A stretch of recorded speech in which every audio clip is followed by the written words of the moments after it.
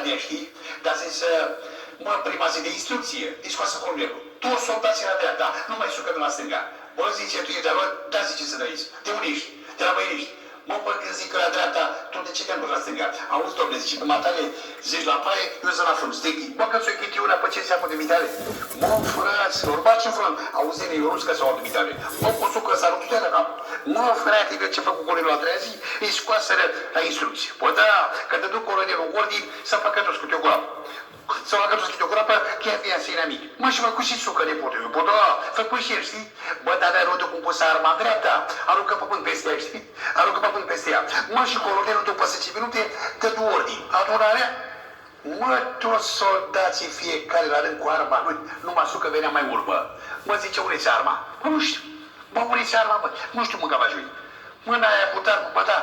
Când ai făcut groapa, nu știu, domnule, bă, fraților, căutarea ăștia 2 ore, 3 ore, poți auzi aminte la rodul că puse pământ peste ea. Uite, așa și-l băgat la batalul și pleat. Pă da, îl băgat aici, îl puse la poartă. Pă la poartă, aici trebuie să fii ca lumea, bă. Bă, zic să stăm vreo 3 minute, vin colonelul. Vin colonelul, te comprimați. Ce-i spus, auzi, tot colonelul. Zic să majorul, că dacă nu dai ochii, că nu treacă de luat. Mă, că n-auzit ce scoasă ăsta din gură, ce scoasă ăsta din gură, la ce mai, la Curtea Marțială. Bă, da, că de aici se liberă sucă, știi, cu grădal mai mare. Bă, fraților, numai bebere. Și de bucuria asta, mă, le poate, stimați respectatori, altor de dumneavoastră, de televiziunea frumoasă, pe la TV, eu vă zic, multă sănătate, să laude bine, fraților, la anul și la mulți ani, un an nou fericit. Îmi pare rău din suflet că dacă aveam un cyber, dar nu pot, că circul cu mașina. Și mai bună e sănătate să bem un par de apă. Dar după ce ai avut o gură de apă, să ne mai cânti ceva, că ți-ai umezit buzele. Trebuie să-l vezi. Emite prin amarin miliardar. Dacă vrei să pleci fără aprobare, să știi că încă mai am prieteni la poliție, colegi și sunt și te așteaptă după. Păi nu, după. Că tot să merge cu tubele. Dar dacă mă aștept tot după, o să ne dau la fiecare câte un praz și o altă scăpare, bă, fraților. Asta e dare de mită. Și asta e tot mită. Dar deci și prazul e tot mită. Da, am înțeles pe cuvânt. Da, atunci să facem o cântare frumoasă. Da, fiindcă dacă să scăp așa frumos, una de... Să scăp cu bine. Să scăp cu bine, ce mărine mâncați așa, da. Da.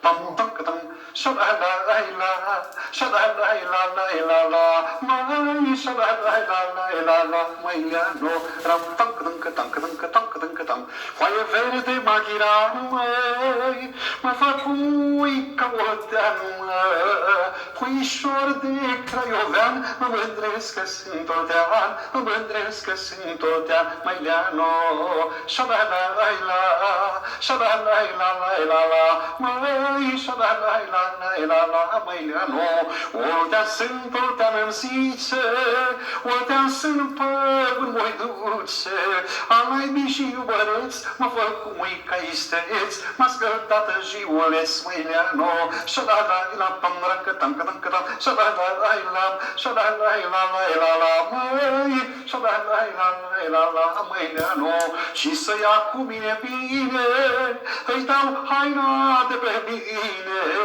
și să ia cu mine rău, să ferească Dumnezeu, că dacă primă moș rău, măileanu, mă, fraților, și uite așa, mă, frate, un cavajochi, să vă zic din suflet, multă sănătate încă o dată alături de dumneavoastră, stimați respectatori, mult noroc, un an nou fericit, iar nu scăpani, iar nu scăpani. Dar nu scapă, că când dau eu de la bagheta magică, cum de-ați putut să-mi furați prazul că de... Să spun o întrebare, sunt foarte curios. Dacă mama e oltean, tata e oltean, ce poate să iasă din bănățeancă? E posibil să iasă din tată oltean și mama olteancă să iasă bănățeancă? Nu. Cum e posibil așa ceva? Nu este posibil. Chiar dacă e născută în Rești sau Banat și nu se dă olteancă. Cum îți explici acest fenomen? Păi depinde acum dacă s-a născut la Mehedinți și soțul este din Rești. Nu, sau amândoi părinții de Mehedinți și născut în Rești. Și atunci ce este? Din Mehedinți sau este bănățean? Păi interferență. Ar trebui să scrie pe buletin, nu? Da, pe buletin. Nu. Tata și mama din Mehedinți, să știe că e de origine olteancă, nu? De origine olteancă, da. cu ștampile de banat. De banat, da. Pe de-aia, dar nu poți că, zice, numai voltenii și cu moldovenii, dacă se însoară un oltean cu o moldoveancă, ei se plasbobinat. Da, da. Plasbobinat, da. Deci, dacă e speța asta, cum ți-am prezentat-o eu, ar trebui operată, nu? Trebuie operată la județean. Se fac apenicică. Da. Da. Se fac apendicit săraca și atunci e bănățeancă. Da, e bănățeancă. E jale mare. Dacă zice, bă, fraților, vă mâncam așa că noi oltenii facem copii mulți, dar în Banat zice unul, bă, dacă ar putea să fie jumătate. Cum bă jumătate? De unul, zice că jumătate, că bănățenii nu fac copii mulți. Nu fac. Da. Dar la noi se fac, oltenii fac copii mulți. Nu mai fac nici oltenii. Nu. Nu mai fac. fac. Moldovenii încă mai fac. Da, mai fac. Păi zice, Aia care nu-ți plecați în diaspora. care nu-ți plecați, da. Păi e jale mare, pe cuvânt. Da.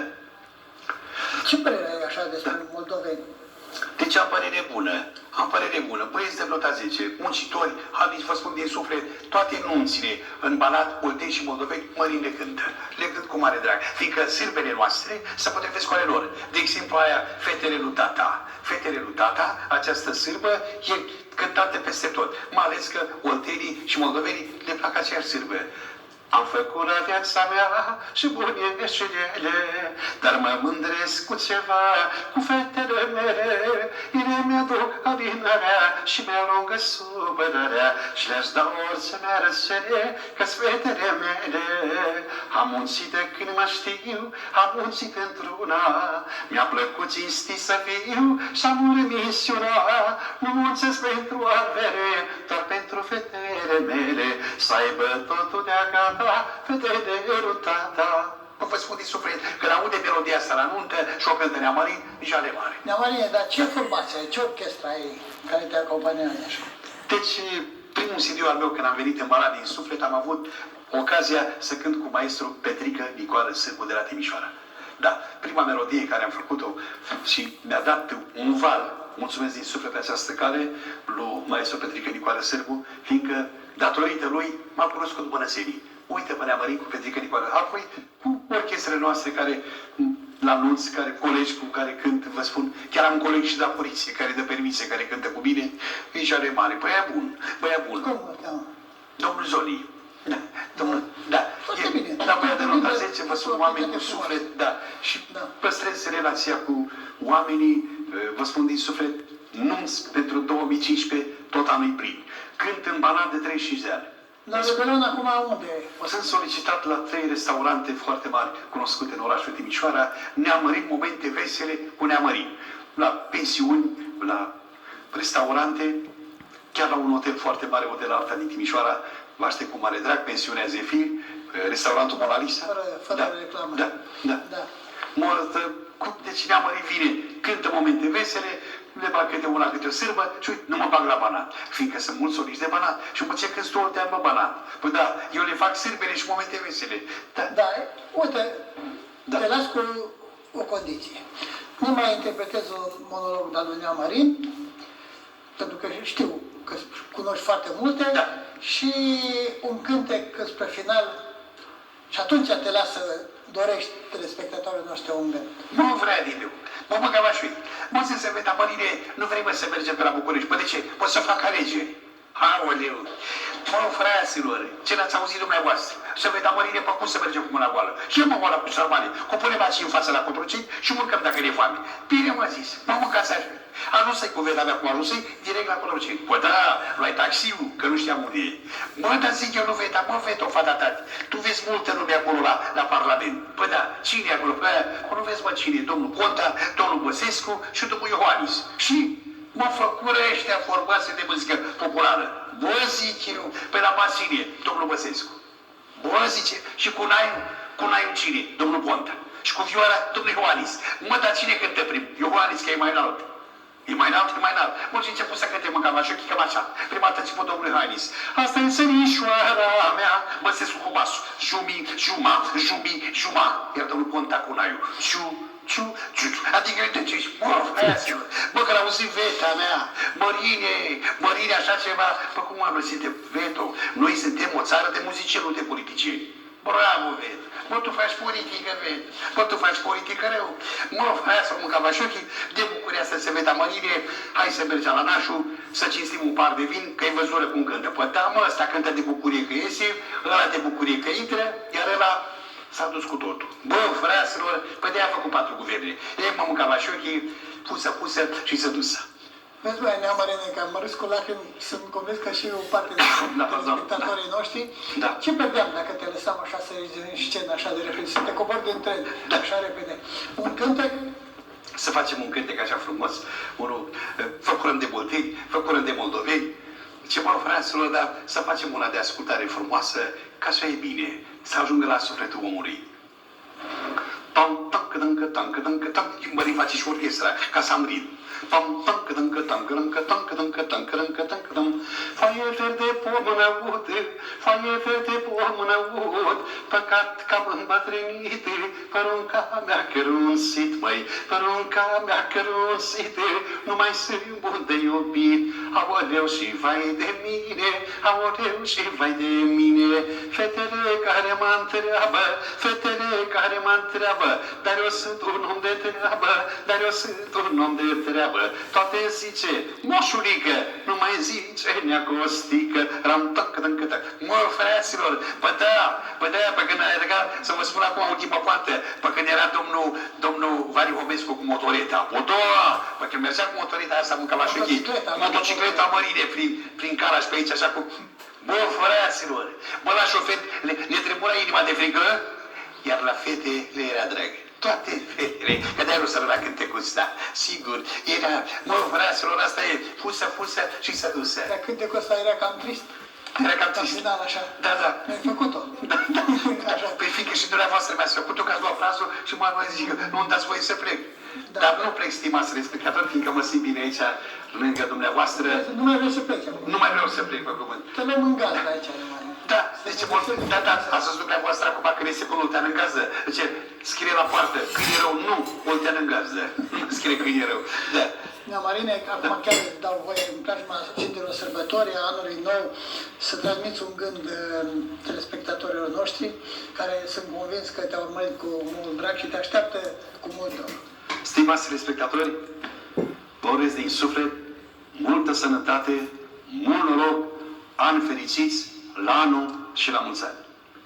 Dragi prieteni, sper să vă fi bucurat sufletul în această seară alături de invitatul meu pentru noastră, Ion Cristina din Timișoara, alias Neamarin. Neamarin, în numele telespectatorilor noștri, îți dorim sănătate, bucurii familiare la frumoasa familie care o ai, succes în activitatea deloc ușoară, pentru că activitatea de taximetrist nu e ușoară și, în general, taximetriștii și din Reșța, și din Timișoara, și din Lugoj, și din toată țara, nu o fac de plăcere, ci o fac pentru a câștiga un leu în plus, pentru a întreține familia, copiii pe la școli și le dorim și lor, taximetriștii colegilor tăi din Banat, din Timișoara, un an fără evenimente rutiere, întâlniri doar plăcute cu organul în laboratorul străzii. Iar dumneavoastră, dragi telespectatori, pentru întâlnirea următoare avem programat să ne încărcăm sufletul de bucurie, o întâlnire alături de Părintele Marian Mărcuș și câțiva membri din noastră a Domnului, care, ca de fiecare dată, la sfârșit de an sau în preajma marilor sărbători creștine, vin cu mult drag să vă cânte, să vă încânte. Sperăm să ne întâlnim marța următoare cu bine.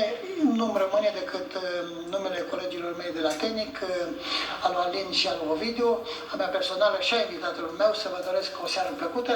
Cei care doresc să ne revadă duminică, în jurul orelor 15, ca de obicei, ce pot să mai spun decât versurile fratelui Traian Dos, slăvit să fie Domnul, că Cel ne-a dăruit lumina și ajutorul să ajungem la sfârșit. Doamne ajută, o seară plăcută!